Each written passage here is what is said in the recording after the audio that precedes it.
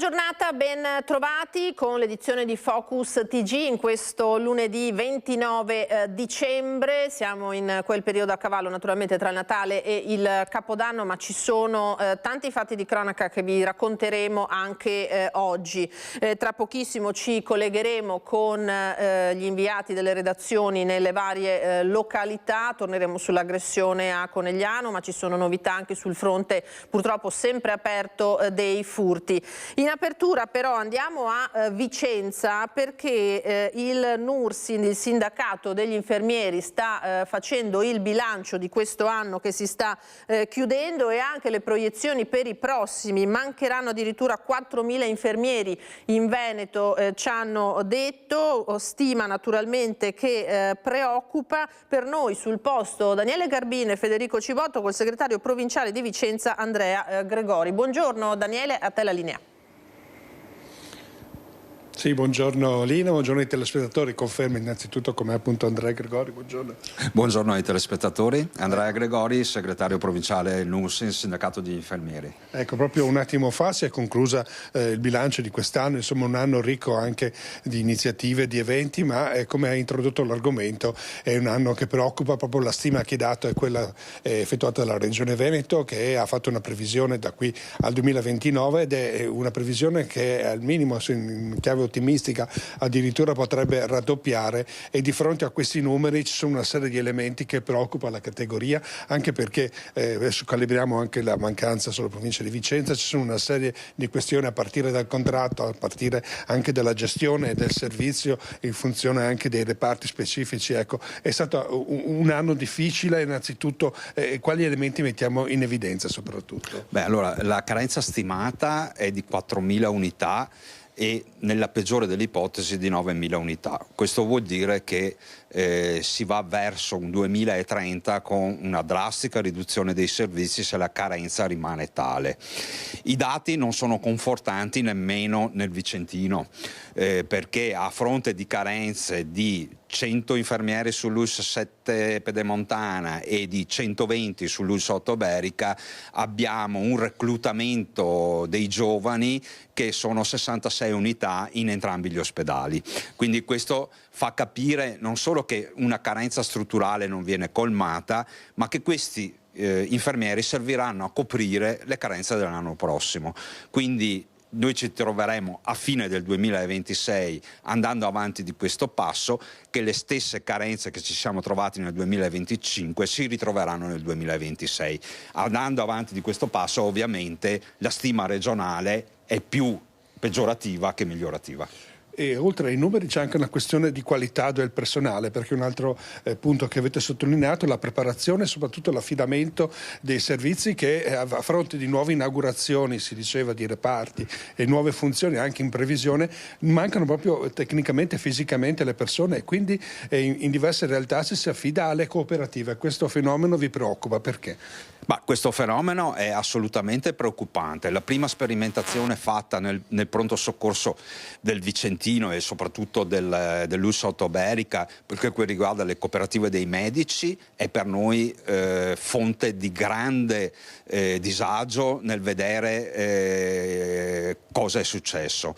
San Raffaele di Milano insegna che sostanzialmente le cooperative non sono in grado di fornire un personale di qualità alle strutture, e quindi la nostra preoccupazione è che una carenza così grande venga presa in mano dal settore cooperativo. È estremamente preoccupante per la qualità dei servizi che vogliamo offrire ai nostri cittadini. Pensiamo che la strada sia un'altra, e sia quella di dare una dimensione giusta al personale infermieristico, con leggi specifiche, con aumenti contrattuali degni, e che la professione si incanali verso un'evoluzione che non sia ostaggio di altre categorie. Ecco, tra questo si inserisce anche il rinnovo contrattuale, come anche una serie di ipotesi in Veneto, no? Sì, il Veneto ha fatto la sua parte nei prossimi 3 anni, definendo un incremento del 2% dei fondi contrattuali, anche se a dire il vero, è stata fatta più una distribuzione a pioggia che non una vera e incisiva soluzione verso il personale infermieristico. Questo lascia un po' di dubbi rispetto alla effettiva volontà di investire su questa professione. Allora, l'argomento è vasto, grande per il momento, seguiremo da vicino anche le VOLSI. Intanto ringraziamo Andrea Gregori. Bene, grazie a voi e al vostro pubblico. Ecco, Lina, al momento è tutto, restituisco la linea. Grazie Daniele Garbin per questo spaccato. Sappiamo che tra l'altro proprio in questi giorni le ULSS di tutto il Veneto stanno incontrando la stampa per il bilancio di fine anno. Questi sono temi, la carenza di personale in primis, le liste d'attesa che sono sempre purtroppo all'ordine del giorno. La cronaca adesso in attesa dei collegamenti dal territorio. Andiamo alla violenta lite che si è verificata in un centro di accoglienza a Terrassa Padovana. Un richiedente asilo ha accoltellato un connazionale che ora lotta tra la vita e la morte. Una lite degenerata, una coltellata al torace e un giovane ricoverato in condizioni gravissime. L'ultima domenica dell'anno a Terrassa Padovana è stata segnata da un violento episodio all'interno di un centro di accoglienza per richiedenti asilo. Per causa ancora in corso di accertamento, tutto sarebbe nato da una discussione tra due cittadini di origine bengalese sfociata in un'aggressione. Uno dei due ha estratto un coltello e ha colpito il connazionale con un unico fendente al petto, facendolo crollare a terra. Le persone presenti si sono subito rese conto della gravità della situazione e hanno dato l'allarme. Sul posto sono intervenuti i sanitari e i carabinieri della compagnia di Piove di Sacco. Il ferito è stato stabilizzato all'interno della struttura e poi trasportato in codice rosso all'ospedale di Padova, dove resta ricoverato in condizioni critiche. I carabinieri hanno rintracciato in breve tempo il presunto autore della coltellata, che è stato accompagnato in caserma e posto in stato di fermo. L'arma utilizzata invece è stata trovata nella stanza dove si è consumata l'aggressione e sequestrata. I militari sono rimasti nella struttura per raccogliere testimonianze e ricostruire le cause che hanno portato alla violenta escalation. La posizione dell'aggressore potrebbe aggravarsi in base all'evoluzione delle condizioni della vittima. E un coltello è spuntato l'altra sera anche al culmine di una lite all'esterno di un club privato a Conegliano. Siamo nella zona tra Piazzale Zoppas e il Biscione, zona piuttosto nota ma che era stata nell'ultimo periodo, come ci ha detto anche il sindaco, bonificata in qualche modo dai malintenzionati. Una lite che pare essere stata originata da un contenzioso su una giovane donna presente sul posto. I carabinieri stanno stringendo il cerchio rispetto agli aggressori, che dovrebbero essere 5-6, uno sarebbe anche già stato identificato. Una donna sarebbe il motivo della lite violenta scoppiata nella notte a Conegliano, nella zona di Piazzale Fratelli Zoppas. Ad avere la peggio un militare americano di 28 anni di stanza alla base di Aviano, accoltellato al torace. Il giovane si trovava in compagnia di una ragazza dell'est. Insieme stavano per entrare in un locale per bere qualcosa. Ad un tratto si sono trovati di fronte alcuni connazionali della 37enne. La lite è scoppiata subito. Il contendere era proprio la donna. Dalle parole sono passati ai fatti. Prima calci e pugni, poi è spuntato il coltello. Colpito al torace il giovane americano, che è stramazzato a terra. Gli aggressori si sono dati subito alla fuga. Immediatamente sono stati allertati i carabinieri del SUEM 118. I sanitari giunti sul posto hanno portato via il militare in codice rosso. Fortunatamente la lama non ha colpito organi vitali ed il 28enne se l'è cavata con una prognosi di una decina di giorni. Anche la donna ha dovuto ricorrere alle cure dei medici per qualche lesione. Medicata, è stata subito dimessa, così come è potuto tornare alla base di Aviano domenica mattina anche il militare. Le indagini dei carabinieri, che hanno ascoltato le testimonianze delle persone che si trovavano nei pressi del locale ed hanno acquisito le immagini di videosorveglianza. Il cerchio si sta stringendo attorno agli autori dell'aggressione e soprattutto alla persona che, armata di coltello, ha colpito il 28enne. L'amarezza del sindaco Fabio Chies. C'è grande rammarico, perché penso che in questo periodo, dopo aver sgominato da tempo le baby gang in quella zona, se dobbiamo ritrovarci anche a correre dietro a due imbecilli che alla sera pensano di risolvere il problema in questo modo, siamo ridotti davvero male. Invito tutti a recarsi alle casette di Natale, come fanno migliaia di persone ogni sera, a divertirsi, a stare con gli amici, a passare queste feste in serenità. E ripeto, se c'è ancora qualche imbecille che dopo aver chiuso serata tardi in locali che restano aperti fino a notte pensa ancora che questo sia il modo di risolvere i problemi, agiremo anche in questo modo verso locali che stanno aperti, anche se come club, fino a tardi, perché questo non è un bel bel esempio da dare. Nei prossimi giorni con la polizia locale saranno intensificati i controlli, soprattutto in vista del Capodanno, all'esterno dei club e locali presenti in città per evitare che episodi simili possano verificarsi nuovamente. Il militare intanto è stato ascoltato dai carabinieri, le indagini serrate per identificare l'accoltellatore. La cronaca ci indica un'aggressività in costante aumento tra le persone, purtroppo, che si tratti di giovani, ma anche, lo avete visto, persone adulte. Un allarme sociale, come ci ha detto in diretta, ospite delle nostre emittenti, lo psicoterapeuta Mirko Casteller. Una tendenza della società contemporanea, cioè in qualche modo le regole vengono meno, non ci sono più i confini, tutte le età sono di tutti, chiunque può avere relazioni emotive, sentimentali con chiunque, immaginiamo poi nelle relazioni sociali, ma soprattutto nelle forme di devianza. L'aggressività è cresciuta un po' in tutta Italia, dove c'è una presenza maggiore di prime, seconde e terze generazioni di immigrati, sembra essere più accentuata. I dati degli osservatori sulla delinquenza e devianza questo l'hanno evidenziato. Però in realtà quello che sta succedendo è che ci mancano modelli di riferimento. Quello che dovremmo sottolineare non è solo gli atti aggressivi, ma anche gli atti positivi di questi giovani, perché ci sono forti testimonianze anche in questo periodo di presenza di giovani che stanno dando dei modelli positivi nell'ambito scolastico, universitario, istituzionale e anche sociale. Dovremmo iniziare a alimentare i modelli positivi, perché in sottolineare gli aspetti negativi si rischia come sempre l'emulazione. Perché scatta questa aggressività maggiore anche fra, e soprattutto dico, fra adulti? Questo tentativo di aggredire l'altro, non solo come forma di difesa, ma perché ha o non ha, sta diventando una forma di devianza importante a livello sociale. Direi che l'aggressività principalmente nasce storicamente dalle relazioni nei social. Le social sono un luogo di smaterializzazione della relazione umana, però di materializzazione dell'aggressività e della violenza fisica. Noi siamo tutti in vetrina, come io le definisco anche nella pratica clinica, e la vetrina richiede alcune cose. Porta all'osservazione, porta all'invidia, porta alla voglia di acquisto, porta alla denigrazione, porta a una serie di fattori sociali che si stanno accentuando in modo importante.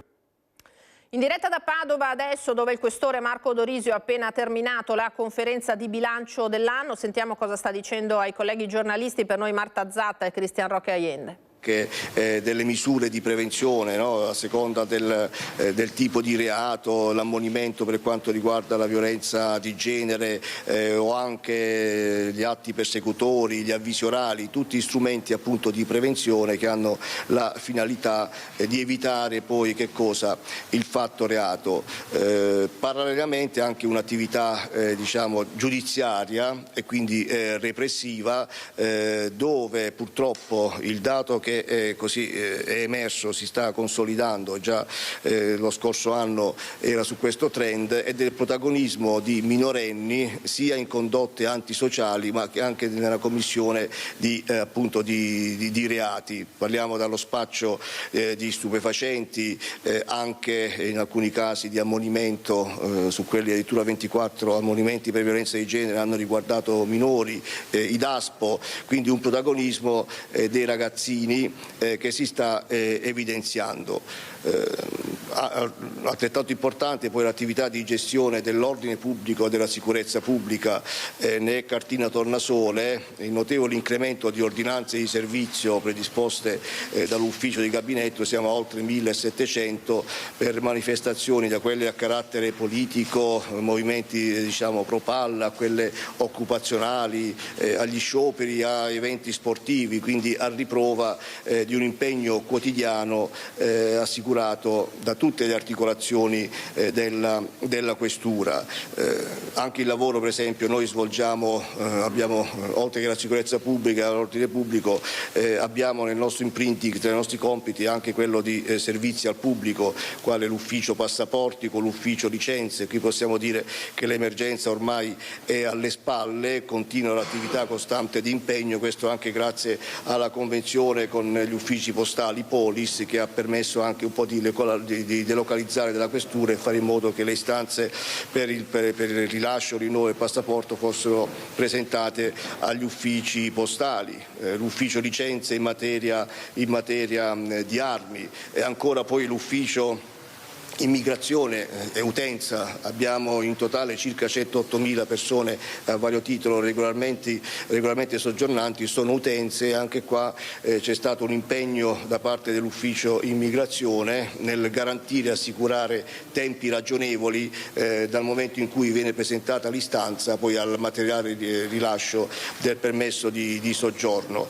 Parallelamente anche un'attività espulsiva per quanti avendo i requisiti perché irregolari sul territorio nazionale sono quindi collocabili o nei CPR o direttamente rimpatriabili, e anche qua è un impegno costante a garanzia del territorio di tutti ma anche degli stessi cittadini stranieri regolarmente soggiornanti. Quindi un'attività veramente quotidiana che viene svolta, ripeto, a favore del territorio, delle comunità.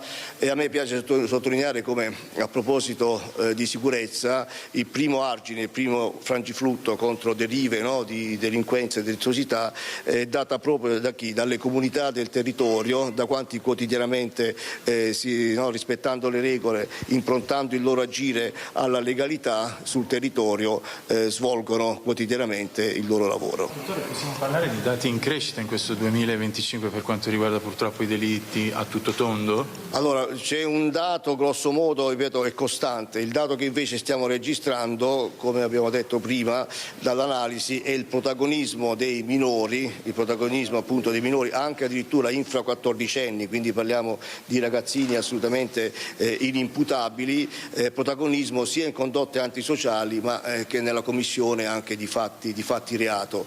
Ecco, la riflessione qual è? È chiaro che i minori, i giovanissimi, i preadolescenti, noi tendiamo a definirli come il futuro, invece sono già il nostro presente, dobbiamo tutelarli, e quindi anche, ripeto, gli strumenti che ci sono, come gli avvisi orali, gli ammonimenti, servono a fare loro da richiamo, servono praticamente a cercare di costruire quel senso della consapevolezza, dell'antisocialità di una condotta che pongono in essere, al fine di renderli responsabili, cioè di responsabilizzarli. È un processo che parte già da quando sono piccoli, possiamo dire dalla preadolescenza, per cercare di costruire appunto quel rispetto delle regole, quel senso della legalità che poi evita quantomeno di poter passare poi da una iniziale devianza giovanile a che cosa? Ad una vera e propria criminalità minorile, con il rischio poi che dopo che il minore magari si è messo a posto, ha trovato un lavoro, è diventato 20enne, 25enne, poi il conto prima o poi arriva di ciò che ha combinato da quando era minore. Ecco, lo sentite, sta proseguendo l'intervista del questore Marco Dorisio, poi ce ne darà conto la nostra Marta Zatta. Ha fatto un passaggio sui minori che naturalmente è doveroso in questo periodo. È stato un anno in cui c'è stato un incremento sensibile sia di episodi che hanno coinvolto ragazzi, ragazzini, ma anche provvedimenti nei loro confronti. Una notizia che riguarda la Polizia di Stato e che interessa il Bassanese arriva oggi, perché da gennaio ci sarà un nuovo dirigente di polizia al commissariato di Bassano del Grappa. Si tratta del vicequestore Claudio Di Paola. Il vicequestore Claudio Di Paola, già vicequestore aggiunto a Jesolo, responsabile dell'Ufficio Prevenzione Generale e Soccorso Pubblico di Venezia, dirigente del commissariato di Conegliano e poi nella mobile e nell'Ufficio Immigrazione di Treviso, dirigerà il commissariato di polizia di Bassano del Grappa dal 5 gennaio 2026. Il posto era vacante dallo scorso 1° ottobre per il pensionamento del commissario capo Carlo Dalla Costa, e in questi 3 mesi responsabile degli uffici di polizia di via Pecori Giraldi è stato il capo della mobile di Vicenza Lorenzo Ortensi. Di Paola, laureato in giurisprudenza e entrato in polizia come agente nel 1992, ha lavorato nelle questure di Bari, sua città natale, Modena e Chieti, per poi arrivare in Veneto, ricoprendo ruoli sempre più rilevanti. Esperienze e competenze di alto livello che porterà nella città ai piedi del Grappa e nell'intero territorio bassanese. Così l'avete sentito da Bassano. Allora, polizia e carabinieri impegnati anche in quel territorio, lo sappiamo bene perché ne parliamo spesso, nel contrasto ai furti, in particolare i furti in abitazione. Andiamo a Felette di Romano Dezzelino dalla nostra Nancy Galdi, che si trova purtroppo proprio con 2 vittime dell'ennesimo raid. Nancy, a te, buongiorno. Sì, buongiorno Lina, da Felette di Romano Dezzelino. Siamo a casa del signor Maurizio Garmeni e della signora Flavia Perfetti in via Pasinato. Appunto parliamo ancora di furti. I ladri il 23 dicembre sono entrati dal secondo piano, hanno forzato la finestra del bagno e i signori, quando sono tornati a casa perché erano andati a fare la spesa, hanno ritrovato la casa sottosopra. E dunque, che cosa è successo? Noi siamo rientrati e abbiamo notato già nel bagno qua sotto confusione e tutte le cose, gli oggetti fuori dagli armadietti. E poi di sopra siamo andati per vedere perché abbiamo capito e quindi abbiamo verificato. Di sopra non hanno portato via niente, hanno fatto una gran confusione, hanno buttato robe intime, dei cassetti, così dappertutto. E è stato qua giù il problema grosso, diciamo, perché avevo radunato tutti gli ori per portarli nella cassetta in banca il giorno prima o il giorno precedente, adesso non ricordo. E in quell'occasione, non avendo portato per un disguido la chiave, li ho riportati a casa e ho detto ritorno domani. E così li ho messi lì nel bagno insieme ai cosmetici in un sacchetto anonimo, proprio senza, come dire, non destava nessun sospetto che ci fossero degli ori e invece li hanno trovati. Il fatto è che li avevo radunati tutti perché io ultimamente metto solo bigiotteria, non uso io gli ori, e quindi c'erano sia quelli di mia mamma che mi aveva lasciato e più i miei che in tutta la mia vita avevo raccolto, più gli orologi di valore. E niente, e dopo abbiamo visto, hanno aperto qualunque scatolina, anche la più piccola l'hanno aperta, abbiamo trovato tutto aperto. Comunque andavano probabilmente dove c'era il metallo, secondo me, perché anche nel garage hanno aperto tutte le antine che ho dei mobili con dentro le pentole che non uso, così, le hanno aperte tutte. E quindi anche lì ho detto, questi avevano il metal detector probabilmente. Parliamo di un furto dal valore ingente, 30.000 euro circa. Circa, sì, perché a peso saranno stati più di 2,5 etti di peso, e quindi perché era l'oro antico che aveva mia mamma, era tutto come dire oro pieno.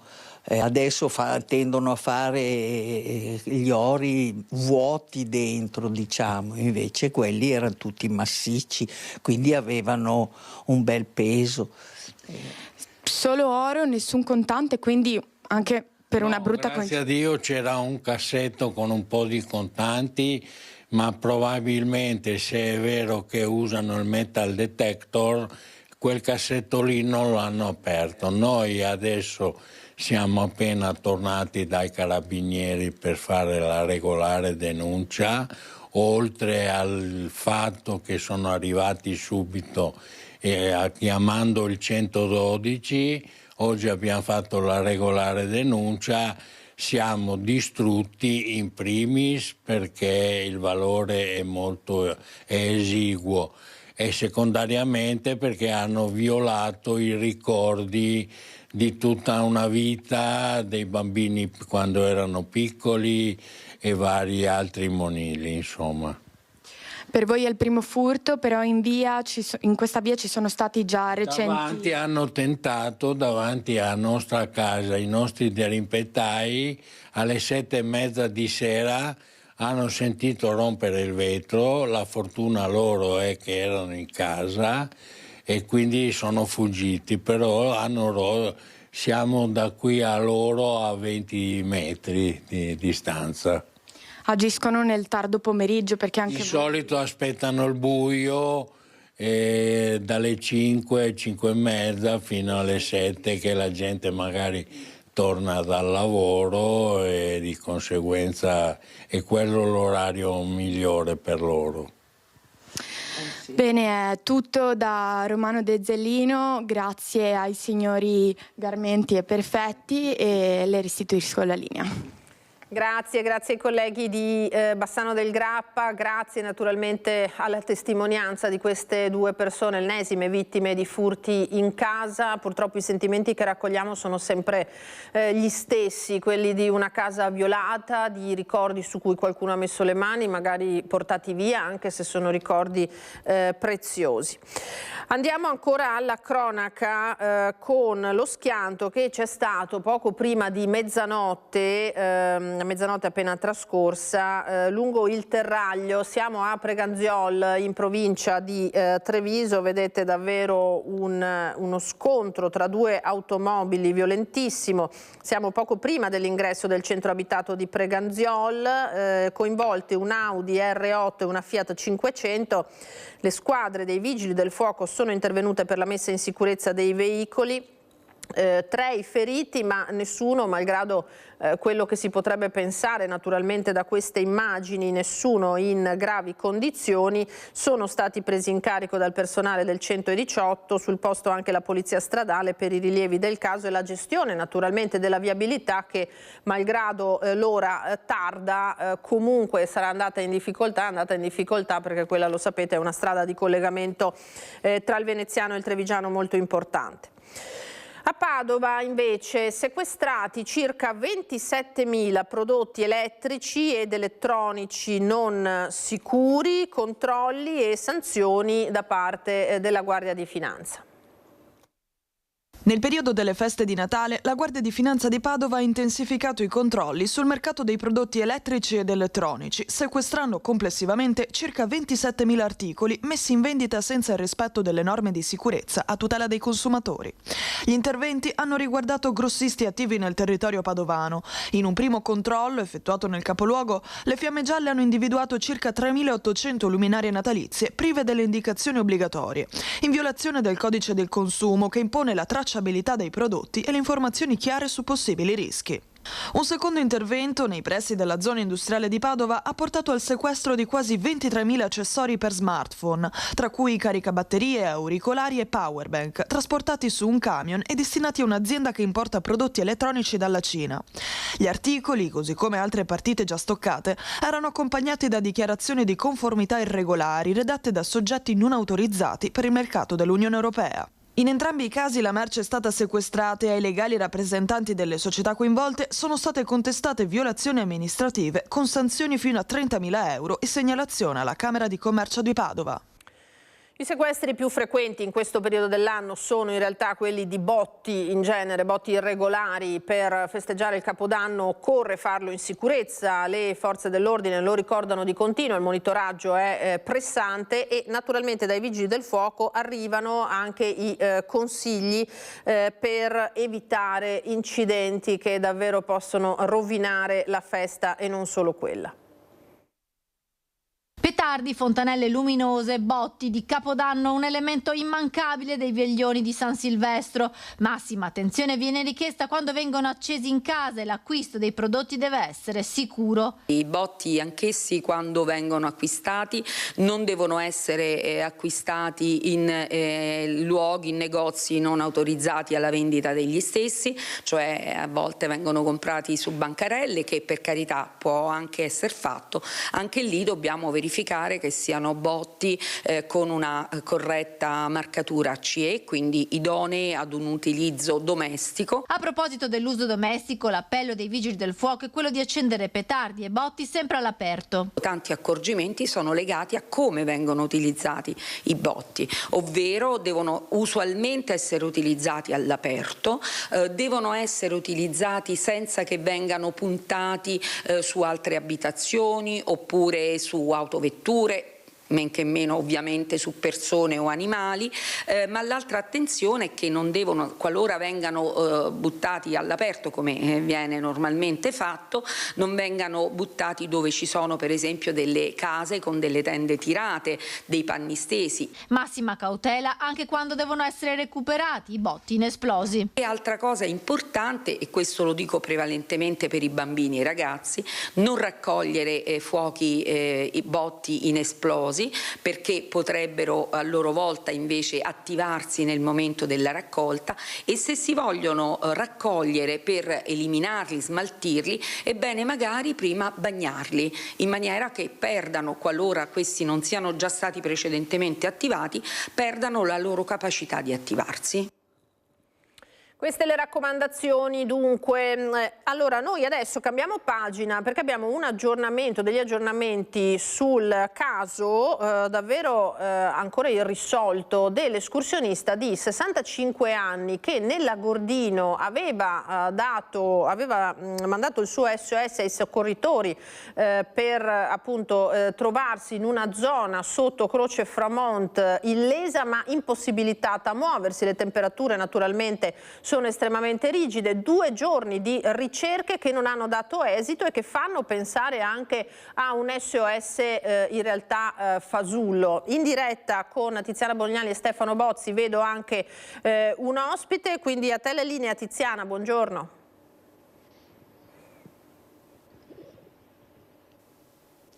Sì, Lina, buongiorno. L'ospite è il vice delegato del Soccorso Alpino Bellunese Dimitri De Gol. Hai riassunto, riepilogato la vicenda, l'allarme è scattato sabato, l'ha dato direttamente questa 65enne che ha dato declinato le sue generalità chiamando il 112 da un tablet senza scheda telefonica e ha detto di trovarsi in difficoltà. Da quel momento nella zona dell'Agordino di Monte Framonta, che è la montagna che si staglia proprio sulla vallata, sul comune di Agordo, sono iniziate le ricerche e in 48 ore perlomeno una cinquantina di soccorritori sia con gli elicotteri che a piedi hanno di fatto setacciato e percorso tutti i sentieri cercando di seguire anche le tracce. Fino ad ora però De Gol nessun avviso, nessuna conferma rispetto a questa chiamata di urgenza, di emergenza. Sì, esattamente, nonostante appunto una ricerca molto dettagliata sia con gli elicotteri dell'1 di Belluno, quindi Falco 2, sia con il trasporto in quota delle squadre fatto dai vigili del fuoco, sia con l'elicottero dell'aeronautica militare che è intervenuto con termocamere e altra strumentazione in grado di localizzare eventuali apparecchi cellulari e quant'altro, sia la Guardia di Finanza intervenuta nella giornata di ieri e tutte le squadre a terra che hanno setacciato, direi quasi palmo palmo, i sentieri e le tracce innevate che ci sono nella zona del Monte Framont. Non sono emersi elementi che possano far pensare alla presenza di questa signora per il momento. Esatto, tanto più De Gol che le ricerche anche svolte dai carabinieri non hanno trovato corrispondenza rispetto alle generalità declinate da questa donna. Com'è possibile? Sì, allora appunto da quello che sembra da chi sta eseguendo questo tipo di indagini non c'è corrispondenza tra nome, cognome e età anagrafica di questa signora. Questo potrebbe essere dovuto allo stato di forte agitazione che questa signora aveva durante la chiamata, che quindi potrebbe aver dato delle generalità errate o magari imprecise. Mi viene da pensare magari il cognome da sposata anziché il suo personale, che quindi rende difficile l'individuazione. Ecco, voi la state cercando, le ricerche, lo ricordiamo, sono in corso anche oggi. Ieri il Soccorso Alpino ha diramato un appello rivolto evidentemente anche alla cittadinanza, agli escursionisti, affinché si facciano vivi se per caso nella giornata di sabato avessero incontrato una signora, quella signora di quella età nelle zone del Monte Framont, lo ripetiamo, in Agordino. E però in questo appello che voi avete lanciato si paventa anche l'ipotesi, quella che naturalmente fino a questo momento non vorrebbe essere attuale, cioè che potrebbe essersi trattato di uno scherzo? Sì, diciamo che il nostro compito, come quello degli altri enti che sono intervenuti, è quello di cercare questa signora con tutti i nostri mezzi e tutte le risorse che abbiamo per eventualmente portare soccorso.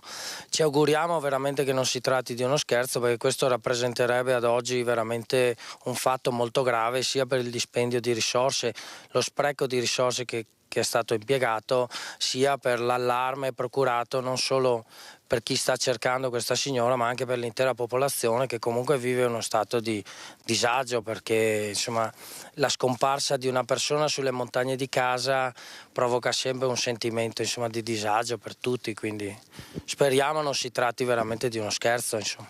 Ecco, ringraziamo allora Dimitri De Gol. Abbiamo detto che le ricerche stanno proseguendo anche nella giornata odierna. Giustamente Lina, tu ricordavi le temperature che sono particolarmente rigide, anche se in queste giornate si registra l'inversione termica e quindi in montagna non fa eccessivamente freddo. Comunque di notte certamente passare le notti all'addiaccio certamente non è cosa buona e positiva per la salute di chi che sia.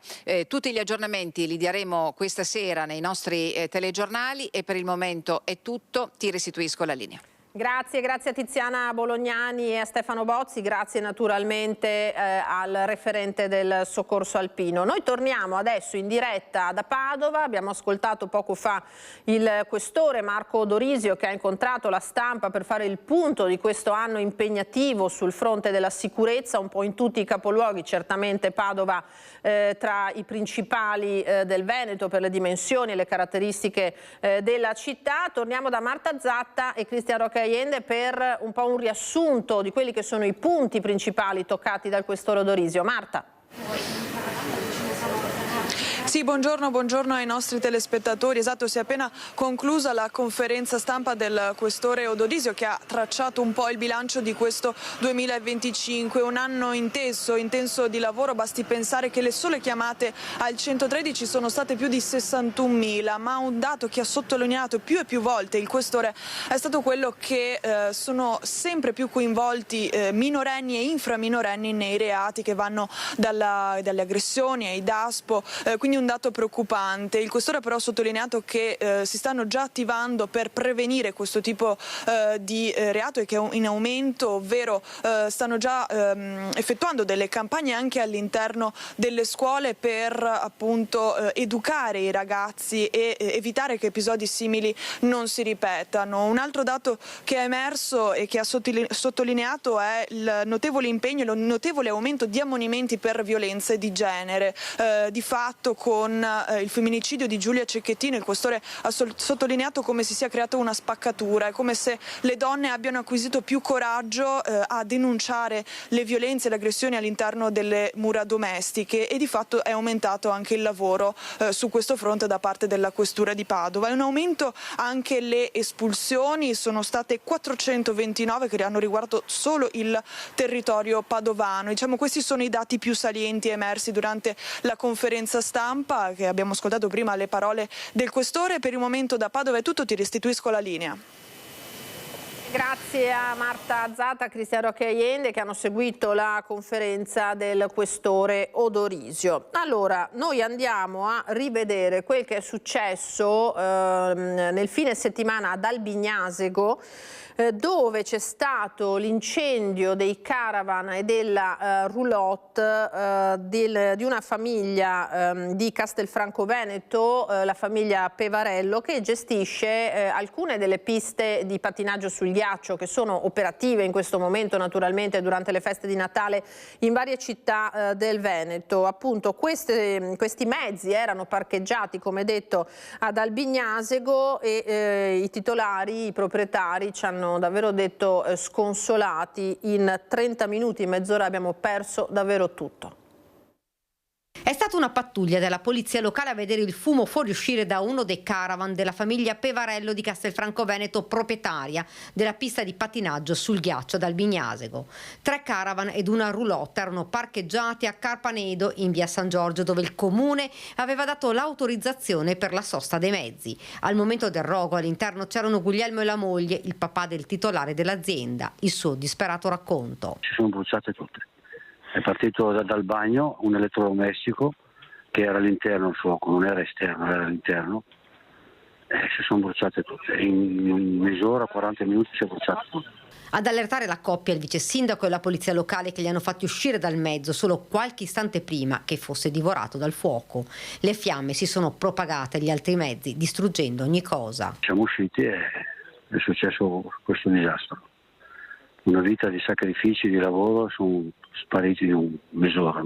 Nei mezzi abitavano Guglielmo, la moglie, i figli con le mogli e i nipoti, tutti impegnati nel lavoro nel territorio padovano. Dopo il grave rogo che ha colpito la famiglia di imprenditori di Castelfranco, in molti si sono mobilitati per dare una mano. Intanto abbiamo preso delle stanze qua, un hotel qua, per questa sera. Ieri sera sono stati solidari, la Porloco qua e anche il vice sindaco ci hanno messo in un posto che avevano qua loro, di Santa Teresa di Calcutta, avevano delle brandine, delle copertine. Stasera andiamo all'albergo perché dobbiamo lavarci, cambiarci e domani vediamo cosa fare. Non è rimasto più nulla. Dentro caravan e roulotte c'era tutta la loro vita. Non c'è rimasto più nulla, no? Neanche pantaloni, niente, scarpe, niente, zero. Più nulla. Adesso vedremo se qualche collega nostro che ci dà una mano ci presta qualche roulotte piccola.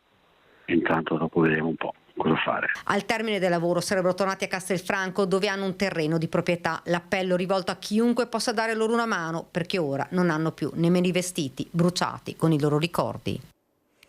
Questa è davvero la situazione drammatica che vive la famiglia Pevarello di Castelfranco Veneto, un Natale davvero amaro per loro. Allora, proprio su una pista di pattinaggio sul ghiaccio era stata raggiunta da insulti razzisti nei giorni scorsi, siamo a San Donà di Piave, una ragazza di appena 15 anni di origini cinesi.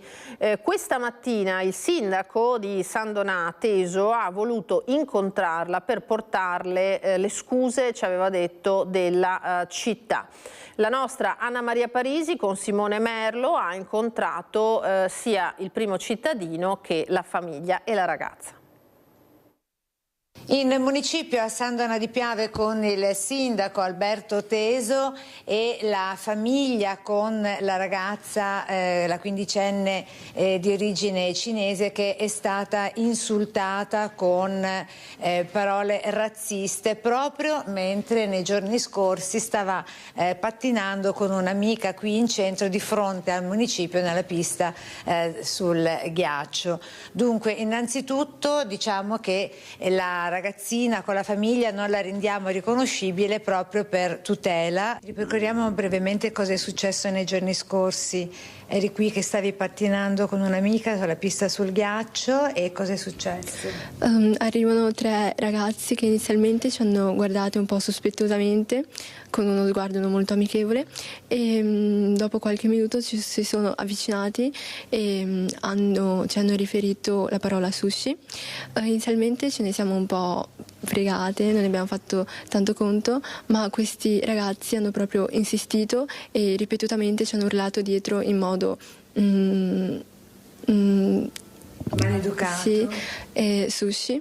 Provocatorio? Sì, e quindi io ho deciso di prendere il telefono e filmarli e postare tutto ciò sui social. Hai fatto una richiesta ben precisa poco fa al sindaco, cosa hai chiesto? Di se fosse possibile integrare nelle scuole qualche attività riguardo l'educazione civica, quindi i rapporti tra persone straniere e la convivenza con le persone a scuola anche nei luoghi aperti in generale. Il sindaco, lei oggi ha voluto ricevere qui la ragazza perché? Beh, intanto per manifestarle la solidarietà di tutta la comunità, insomma mi spiace per l'episodio che ha vissuto e volevo anche complimentarmi per la maturità che ha dimostrato nell'esporre questa situazione di disagio in termini molto contenuti, molto equilibrati, dicendo non voglio creare un caso, non cerco ripicche, voglio che di questa cosa però se ne parli, non voglio che passi sotto silenzio e questo condivido, insomma, perché è una molestia verbale tra ragazzi ma ha uno sfondo razziale, è questo che non possiamo condividere. Mi è stato detto sushi non è un'offesa, certo, anche se però io vado in Germania e mi chiamano spaghetti per prendermi in giro posso offendermi pur non essendo spaghetti una parola offensiva, o quando dicono ai francesi mangia rane, dipende in che modo usi un determinato termine. Io ho avuto piacere di scambiare due parole con lei, ho parlato con i genitori, una famiglia che è qui da 13 anni, molto ben inserita, radicata nel territorio, con un lavoro, frequentano la scuola, la comunità sandonatese non ha problemi di convivenza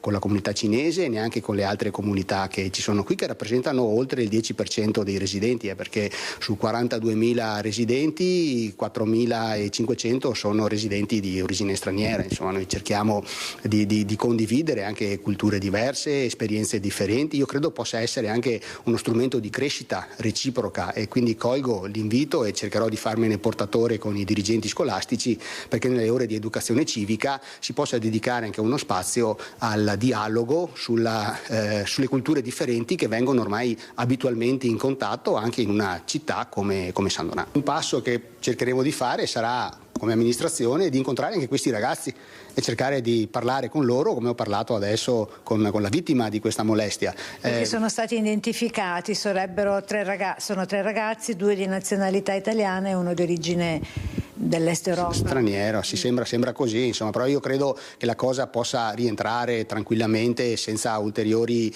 strascichi. Il tema è parlare di queste questioni, non nasconderle sotto il tappeto, ma affrontarle, discuterne e capire che non esistono motivi per creare un'ostilità di questo tipo, insomma, si può convivere tranquillamente, anzi, come ho detto, può essere un'occasione di crescita reciproca. Questa è la testimonianza che ci arriva da Sandonà di Piave, grazie ad Anna Maria Parisi e Simone Merlo, grazie naturalmente al sindaco e alla giovanissima ragazza che ha davvero, come diceva il sindaco, parlato come e meglio di un adulto. Noi adesso ci fermiamo per qualche minuto di pubblicità, torniamo tra pochissimo.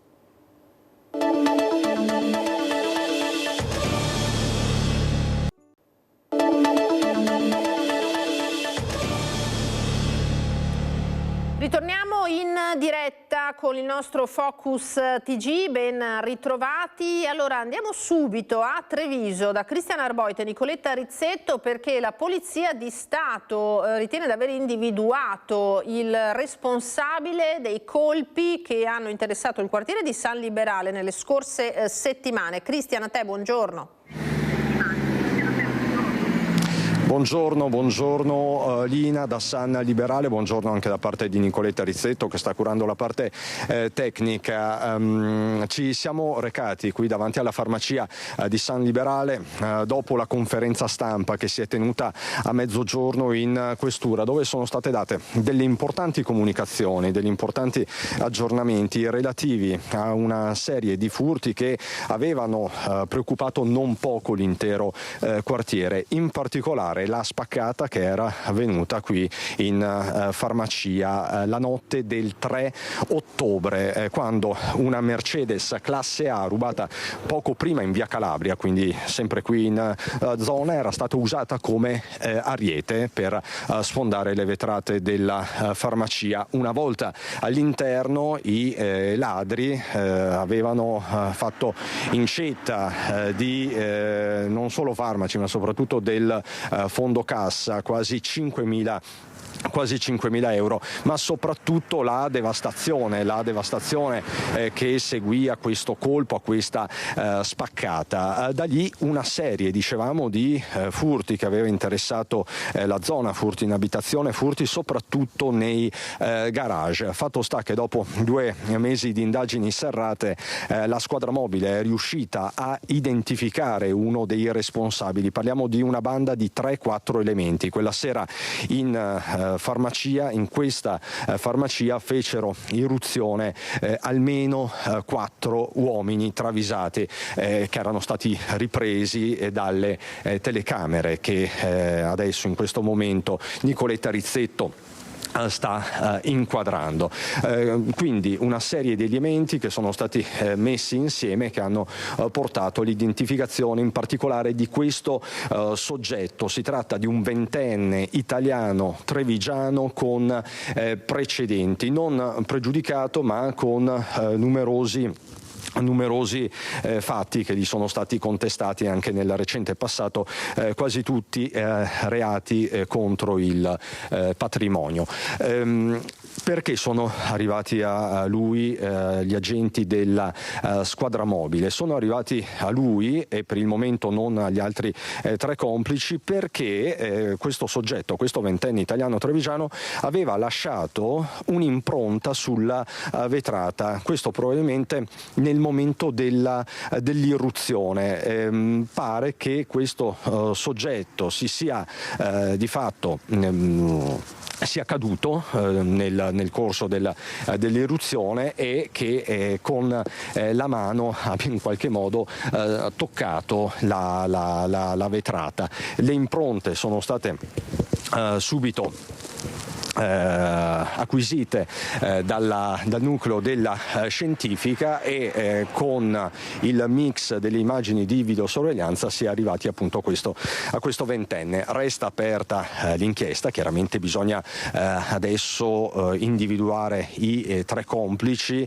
La polizia, la squadra mobile sta andando avanti chiaramente con tutti i rilievi del caso, ma è chiaramente una prima risposta a questi soggetti, a questo soggetto in particolare. Quindi potrebbero essere ascritti non solo i furti contestati, ma anche tutti gli altri furti avvenuti tra ottobre e novembre qui nel quartiere di San Liberale. A questo soggetto nello specifico viene anche contestato un furto in via De Coubertin all'interno di un garage, quando aveva asportato una motosega, degli attrezzi da giardino e altro. Quindi insomma probabilmente parliamo di un soggetto che per 2 mesi ha agito indisturbato in questo quartiere. Ti posso dire, Lina, che con Nicoletta Rizzetto abbiamo intercettato anche la direttrice poco fa della farmacia, che aveva un appuntamento di lavoro, quindi non si è potuta trattenere, ma la direttrice della farmacia ci dice: spero che ora giustizia venga fatta, noi abbiamo avuto parecchia paura, abbiamo dovuto contare i danni quel 3 ottobre, quindi speriamo, ha detto, che la giustizia possa fare a questo punto il suo corso, e ha parlato anche del disagio che ha vissuto di fatto il quartiere tra ottobre e novembre. Oggi quindi, alla fine del 2025, la prima risposta della squadra mobile della questura di Treviso, che confida appunto di chiudere completamente il cerchio su questa scia di furti che in qualche modo aveva esasperato, e lo avevamo raccontato nel corso dei nostri telegiornali, l'intero quartiere di San Liberale. Per il momento è davvero tutto. Lina, con Nicoletta Rizzetto da Treviso ti restituisco la linea. Grazie a Cristiana Arboita e Nicoletta Rizzetto per questa novità. Sappiamo che le attività commerciali, altrettanto rispetto alle abitazioni naturalmente di cui abbiamo parlato poco fa, sono purtroppo prese di mira, in particolare in questo periodo, perché i malintenzionati sono ben consapevoli naturalmente del fatto che ci possono essere, che poi magari in realtà non è così nei fatti, all'interno delle casse, dei fondocassa, sostanze maggiori rispetto a altri periodi dell'anno, visto l'afflusso di clienti. Fatto sta che tra Treviso e Ponzano Veneto, a cavallo tra Natale e Santo Stefano, c'è stato un vero e proprio raid nei saloni di parrucchieri e barbieri e nei centri estetici. Centri estetici, parrucchieri e barbershop di Treviso e della cintura urbana presi d'assalto dai ladri tra Natale e Santo Stefano. Nella notte i ladri hanno colpito il centro estetico e negozio di prodotti per il benessere Eslian in via della Quercia a Treviso. Utilizzando un sasso hanno sfondato la porta d'ingresso e una volta all'interno hanno rubato il fondocassa pari a circa 1.000 euro. Tutto distrutto, tutta la parte della vetrina che comunque ha un peso non di poco, sopra l'albero di Natale, il tavolo, sedie, tutto quello che era insomma nelle vicinanze. La titolare è sconfortata. Sono davvero delusa perché non c'è nessuna protezione. Lavoriamo così tanto e poi alla fine finiamo l'anno in questo modo.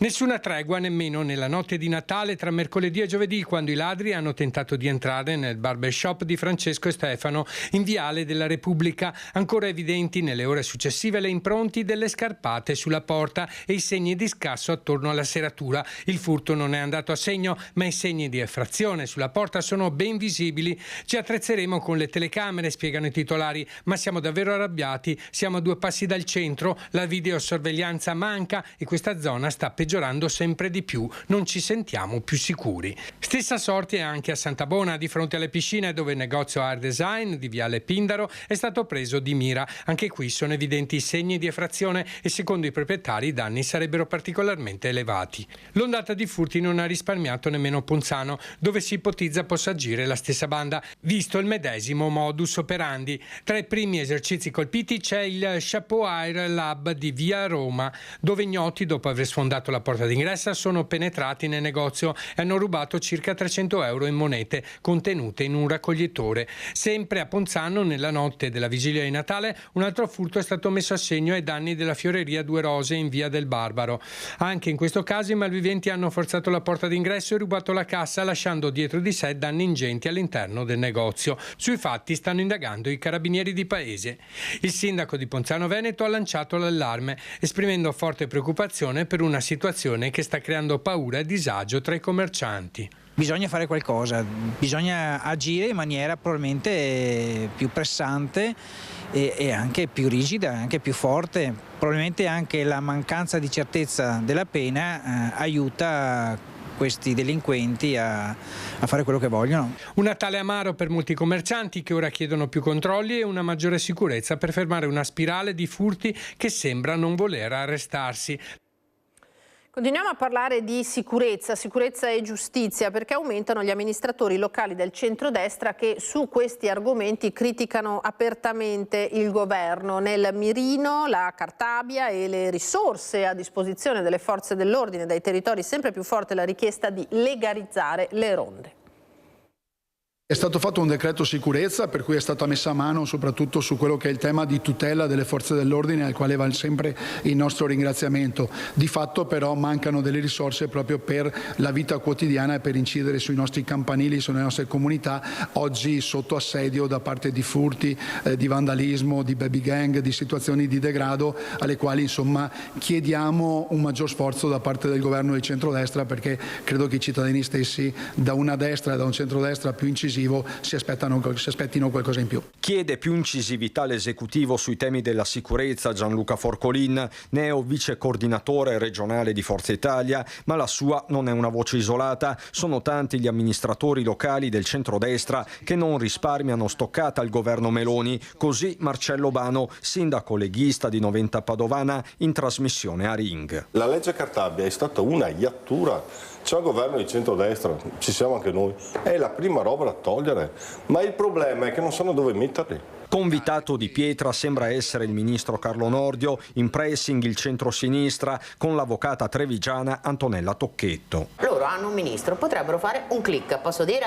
Cambiano la legge Cartabia. Si ritorna domani mattina, tolgono la legge Cartabia, non è più a querela di parte, ma direttamente subisci il furto, benissimo, inasprisci le pene. Da Mansuè l'assessore Erika Anzanello, Forza Italia, rivela come tra i cittadini serpeggi malumore e c'è chi invoca le ronde, magari attraverso i volontari della protezione civile. C'è qualche cittadino privato che l'ha chiesta, mi ha chiesto personalmente, mettiamo noi le nostre forze e ci diamo il turno, però burocraticamente non so quanto realizzabile sia e quali sono i freni che può avere, cosa si può fare in questa situazione. In vista c'è l'incontro chiesto al ministro Piantedosi dall'Anci Veneto guidata dal leghista Mario Conte e qui il fronte è comune, lo fa intendere dal Partito Democratico il primo cittadino di Vicenza Giacomo Possamai, a sua volta vice proprio di Conte in Anci. È evidente che abbiamo bisogno che lo Stato abbia una presenza diversa, più capillare. Penso alle nostre questure che sono tutte sotto organico, penso ai comandi dei carabinieri che sono altrettanto sotto organico, quindi abbiamo bisogno che lo Stato sul territorio ci sia e quindi mi pare giusto, importante che i sindaci, a prescindere dal colore politico, vadano insieme dal ministro Piantedosi e pretendano un'attenzione per il nostro territorio. Prima di andare avanti con gli altri servizi, un'ANSA che riguarda proprio i sindaci dell'Anci che questa mattina erano a Roma in udienza da Papa Leone, il quale ha parlato ai primi cittadini di molti temi, tra cui gioco d'azzardo e solitudini che ha definito piaghe delle nostre città. Le scommesse rovinano molte famiglie, promuovere più coesione sociale. Questo è stato l'appello del Pontefice ai sindaci dell'Anci. Papa che ha parlato anche del tema drammatico della denatalità, non rimanere indifferenti, dice, e poi ha parlato anche del grido dei poveri, così lo ha definito, e del tema non secondario dell'inquinamento. L'aspetto più autentico di ogni potere è anzitutto la responsabilità e il servizio, ha detto Papa Leone nell'udienza ai primi cittadini dell'Anci, quelli del Veneto naturalmente capitanati questa mattina da Mario Conte, sindaco di Treviso. Tra l'altro, sempre le agenzie ci fanno sapere che il 26 di gennaio aprirà il tavolo per la sburocratizzazione, parliamo della Regione. Il provvedimento istitutivo verrà approvato domani dalla nuova giunta di Alberto Stefani. Il 26 gennaio si terrà la prima riunione del tavolo per la sburocratizzazione insieme ad associazioni di categoria dell'industria, dell'artigianato e del commercio e dell'agricoltura, sindacati e terzo settore, così ha annunciato il presidente del Veneto. Provvedimento appunto che passerà in giunta domani, tavolo che avrà sede stabile di dialogo, sarà presieduto dall'assessore Bitonci, competente in materia di sburocratizzazione, che evidentemente viene ritenuto un tema prioritario.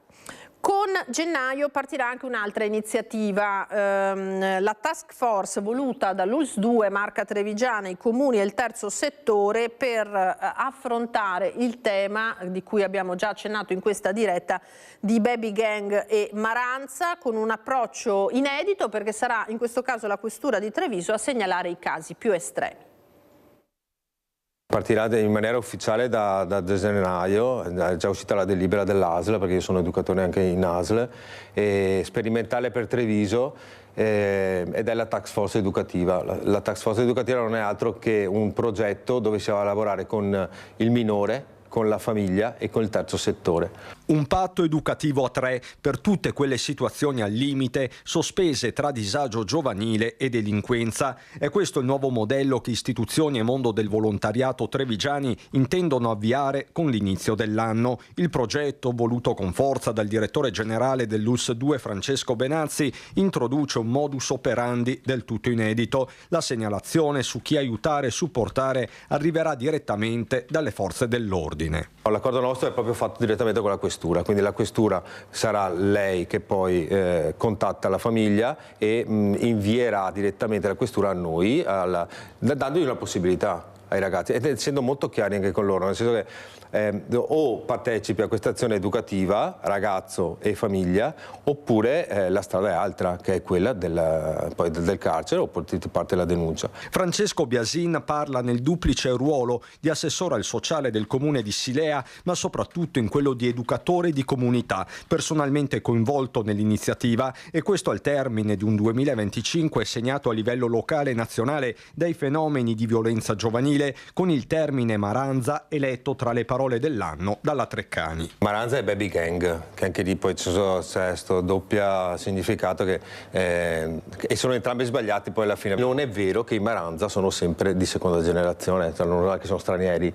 I Maranza sono dei ragazzini che fanno anche le nostre scuole superiori e non necessariamente quelle professionali, e che invece poi vengono connotati con altro. Da qui l'assunzione di responsabilità individuale, familiare e collettiva, cui segue la presa in carico. Non è che dobbiamo scaricare la colpa sulle famiglie, sulla società, sulla violenza, sulla seconda generazione, sulla nazionalità che non è la nostra. Probabilmente la colpa è di tutti quanti noi, perché la comunità è in forte evoluzione. Abbiamo visto poco fa l'immagine del violento schianto che c'è stato nella notte lungo il Terraglio. Ebbene, ieri mattina, poco prima dell'alba, ce n'è stato un altro davvero spettacolare, con molti danni, per fortuna non alle persone, ad Albaredo di Vedelago. Auto fuoristrada che ha danneggiato la colonnina del gas, tanto che i vigili del fuoco hanno dovuto sospendere per ore l'erogazione in zona, con caldaie spente e disagi che sono proseguiti ieri domenica fino a mezzogiorno. Mi sono svegliata alle 2 che ho sentito qualcosa e non ho capito cosa, e dopo invece alle 3, quando mi sono alzata, ho visto pompieri, ho visto di tutto. L'uscita da una semicurva ad alta velocità, l'auto, un Alfa Romeo, che perde aderenza e sbanda sulla sinistra, schiantandosi contro un cancello, carambolando di nuovo in strada e sbattendo nuovamente contro la siepe e la colonnina del gas. Ha svegliato in piena notte i residenti delle case più prossime all'incidente, il botto provocato dall'uscita di strada in via Fornacia dal Albaredo di Vedelago della macchina condotta da un ventenne della zona. Mi domando come ha fatto una fuoristrada, perché non si vede una frenata. La velocità sotto accusa, quindi, tanto da non riuscire a trovare una delle ruote schizzate via dalla vettura. Di contro, il ragazzo al volante è uscito praticamente illeso dall'abitacolo, ma i danni provocati sono stati molteplici. Il cancello abbattuto, siepe e recinzione schiacciate, un palo dell'illuminazione pubblica rimasto a terra e soprattutto la fuga di gas provocata dallo scontro con la colonnina di distribuzione. I vigili del fuoco, intervenuti sul posto insieme ai carabinieri, hanno dovuto bloccare l'erogazione del gas nella zona per andare a individuare la perdita, e per i residenti di via Fornace caldaie e riscaldamenti spenti per ore. Solo a mezzogiorno il servizio è stato ripristinato e per alcuni disagi sono in realtà proseguiti anche dopo. Sono venuti gli operatori che hanno detto prova ad accendere se funziona, ho acceso e però la caldaia non funziona, adesso stiamo a vedere, insomma. È una strada in cui corrono? Sì, dovrebbero limitarsi secondo me, parere mio, dopo sta alle persone, alla coscienza delle persone. 2 mesi e mezzo fa, siamo nel Padovano, un'auto pirata aveva travolto in quel caso e ferito un uomo in scooter dileguandosi. Naturalmente ora la polizia ha rintracciato e denunciato i 3 responsabili. Il 7 ottobre in via Armistizio a Padova un'auto rubata aveva investito un 35enne che era a bordo del suo scooter e aveva sfondato poi la vetrina di un negozio. Per quell'episodio, grazie a centinaia di filmati, gli agenti della questura sono risaliti a 3 minorenni che sono stati denunciati. La vittima era stata soccorsa e ricoverata in ospedale con traumi e fratture e 60 giorni di prognosi. Erano stati i passanti a dare l'allarme mentre l'auto si era dileguata. Ora, grazie alle indagini della polizia, i 3 sono stati identificati. L'auto era stata rubata dal parcheggio di un condominio nel quartiere Sacra Famiglia. Al volante un 17enne, ovviamente senza patente, che dopo aver guidato per un'ora si era fermato in via San Micheli, aveva fatto salire 2 amici e poi provocato il grave incidente in via Armistizio. A inchiodare i 3 l'analisi di centinaia di filmati e fotogrammi delle telecamere di videosorveglianza pubbliche e private. Il conducente, un 17enne, è stato denunciato per furto, danneggiamento e omissione di soccorso. Denunciati anche gli altri 2, entrambi sedicenni, per omissione di soccorso. L'allarme era stato lanciato pensando a una spaccata nel negozio di via Armistizio. In realtà non era quello l'obiettivo dei giovani, ma piuttosto un gesto di spavalderia, una bravata che poteva portare a conseguenze anche mortali per l'uomo travolto.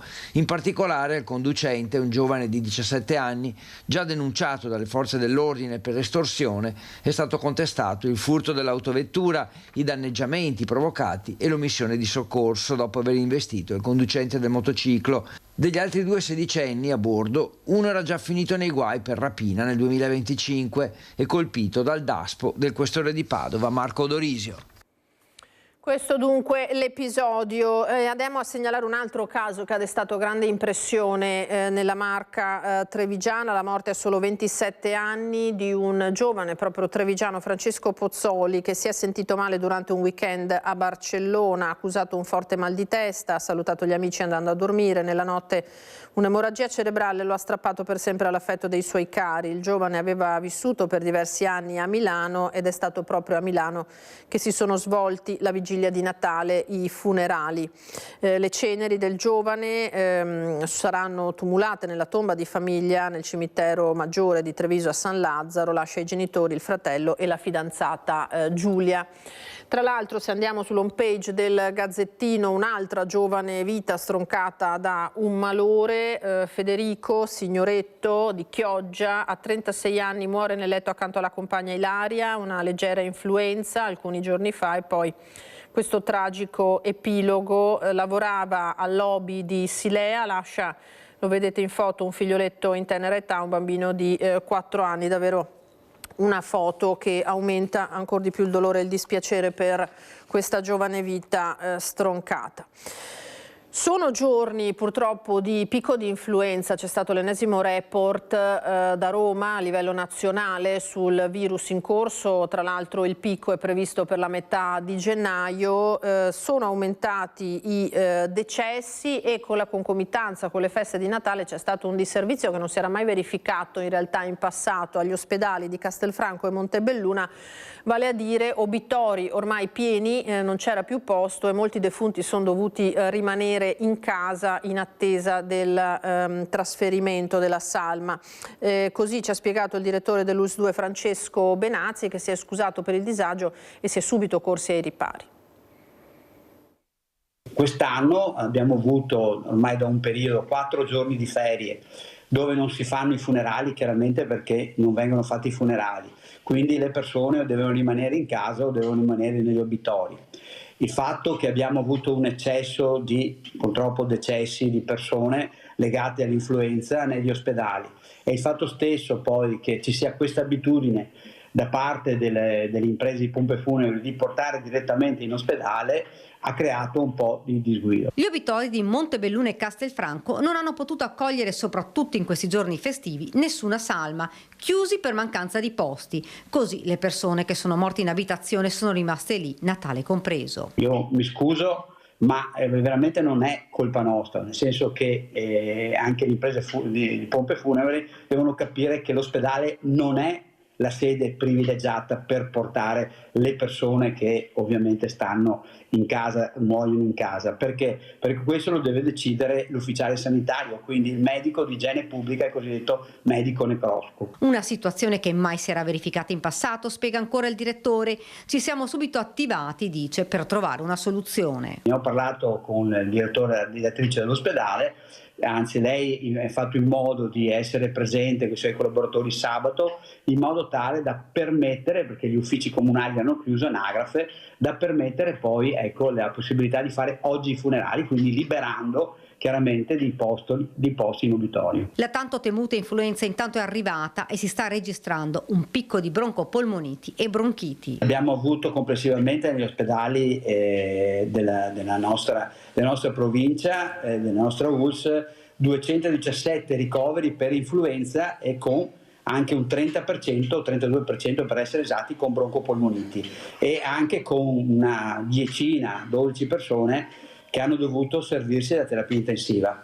Quindi l'allarme esiste e io spero che il più possibile le persone, abbiamo fatto 140.000 dosi, di vaccino, grazie all'aiuto di medici famiglia, del nostro SISP e dei pediatri. Io mi auguro appunto che queste poi serviranno ad evitare ulteriori decessi nelle persone fragili con causa della broncopolmonite. Un allarme che è tutt'altro che finito. Il picco di influenza ci sarà tra il 15 e il 20 gennaio e di trevigiani a letto sono già davvero tanti. Fondamentale sarà salvaguardare gli anziani. Possibilmente lo dico ai giovani che vanno a trovare i nonni che hanno patologie, se possibile, se hanno un minimo segnale, perché si manifesta veramente con poco, un po' di mal di gola, un po' di raffreddore, di utilizzare la mascherina. Queste le raccomandazioni. C'è stato anche un decesso illustre nella Marca trevigiana, perché Pieve di Soligo dice addio a Marisa Michieli, a lungo moglie e compagna del poeta Andrea Zanzotto. I funerali saranno celebrati mercoledì mattina alle 11 nel Duomo di Pieve di Soligo. Moglie, manager, aveva 89 anni, ne avrebbe compiuti 90 il prossimo mese, era originaria di Caerano, dove era nata nel 1936, preside in diversi istituti, prima a Follina e successivamente a Venezia. Aveva a lungo incoraggiato l'attività poetica di Zanzotto e la diffusione delle sue opere. Lascia i figli Fabio e Giovanni, i nipoti Andrea, Carlo e Livia, e dunque mercoledì mattina l'avete sentito l'ultimo saluto in Duomo a Pieve di Soligo, con il grande cordoglio che è stato espresso anche dall'amministrazione comunale. Noi ci fermiamo per un altro rapido break, a tra poco.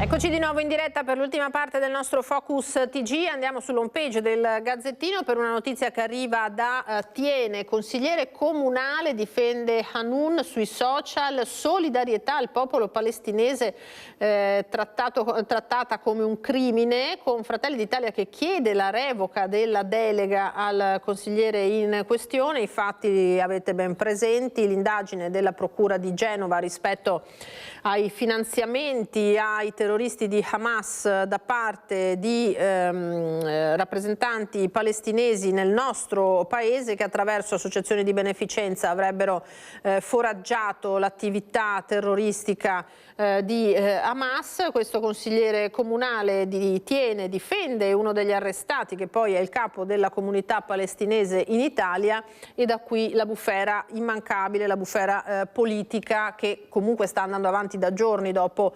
la notizia di questa inchiesta e degli arresti disposti dalla magistratura genovese. Torniamo al Capodanno e alle raccomandazioni. Abbiamo parlato dei botti, ma poi c'è l'altro rischio, quello delle feste abusive, che danneggiano solo i locali che lavorano seguendo le norme, stando al Sindacato Italiano dei Locali da Ballo, il SILB, ma rischia di mettere naturalmente a repentaglio anche l'incolumità di chi deciderà di partecipare a questi eventi, e quindi c'è un appello a fare grande attenzione. Abbiamo già delle notizie che ci dicono appunto che si stanno organizzando dei capodanni abusivi, per cui questo è il periodo del fiorire di queste feste private, senza regole, senza nessuna tutela, senza nessuna norma di sicurezza. Dalle serate improvvisate ai capannoni senza autorizzazioni, per le feste di Capodanno cresce la preoccupazione per eventi non a norma e pericoli per l'incolumità pubblica. A lanciare l'allarme è il SILB, il Sindacato Italiano dei Locali da Ballo di Venezia. Per cui grossa attenzione a chi deciderà di andare a passare l'ultimo dell'anno in locali dove la sicurezza non viene tenuta in considerazione. Secondo il SILB, il proliferare di feste fuori controllo rappresenta un pericolo concreto. Mancano spesso piani di sicurezza, controlli sugli accessi, personale formato e verifiche antincendio.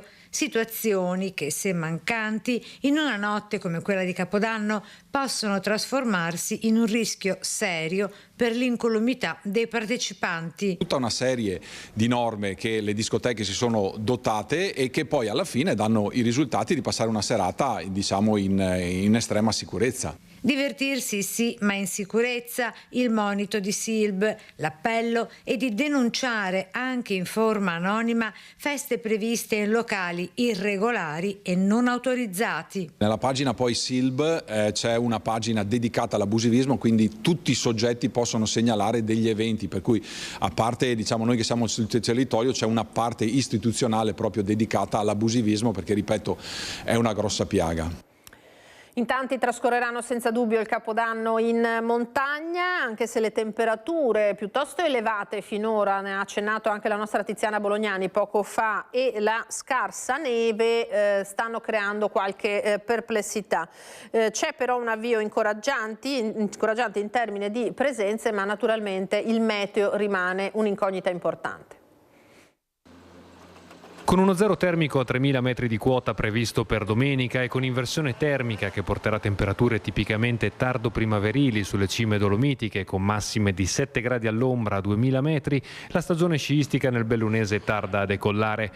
Poca neve e assenza di precipitazioni che rischiano di mettere in crisi l'indotto turistico delle terre alte. Sta andando benino, nel senso che le feste di Natale portano anche chi non scia. Purtroppo la poca neve ha penalizzato fino ad ora la stagione.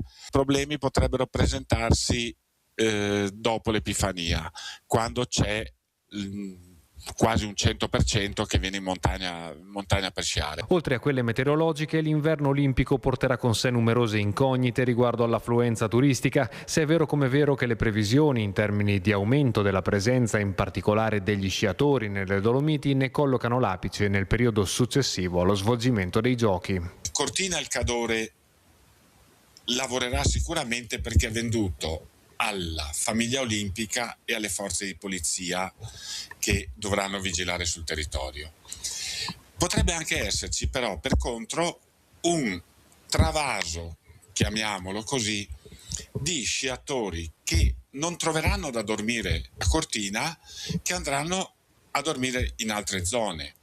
Però è una grossa incognita. Sarà compito della politica e degli operatori turistici mettere a frutto l'immensa eredità che l'evento olimpico porterà negli anni a venire. L'indotto che ci sarà, l'indotto futuro, a parer mio, è immenso, ma starà a chi amministra la provincia e anche a noi gestire quello che sarà il dopo Olimpiadi.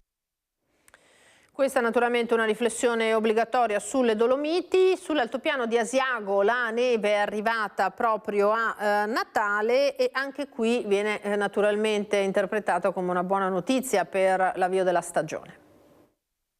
La nevicata della vigilia di Natale ha portato un po' di innevamento e ha determinato l'abbassamento delle temperature, rendendo possibile anche l'innevamento artificiale. Ecco, questo è sicuramente un aspetto molto importante, perché nei nostri comprensori si sta lavorando per poter aprire sempre più piste per poter accogliere meglio gli sciatori. Una buona notizia per la montagna vicentina. L'inverno 2025 è bianchissimo. La notte di Natale ha regalato una fitta nevicata, riaccendendo il fascino della montagna, che torna così a essere una meta irresistibile per i turisti.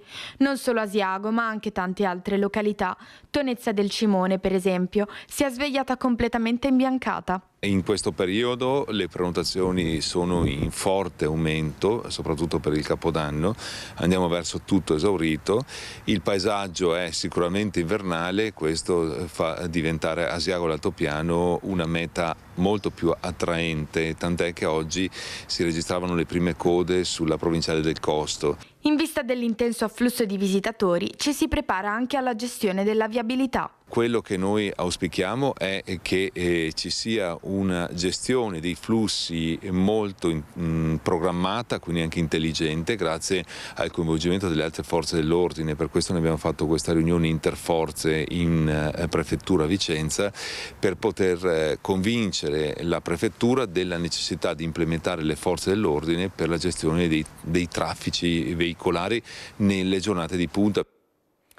Con queste belle immagini noi ci fermiamo, grazie per essere stati in nostra compagnia e rimando naturalmente come sempre ai telegiornali della sera e poi a Focus questa sera in prima serata su Rete Veneta. Grazie in regia a Francesca Pezzo e Tommaso Migote, Edoardo Paris. Noi ci riaggiorniamo per i telegiornali, vi auguro un buon pomeriggio.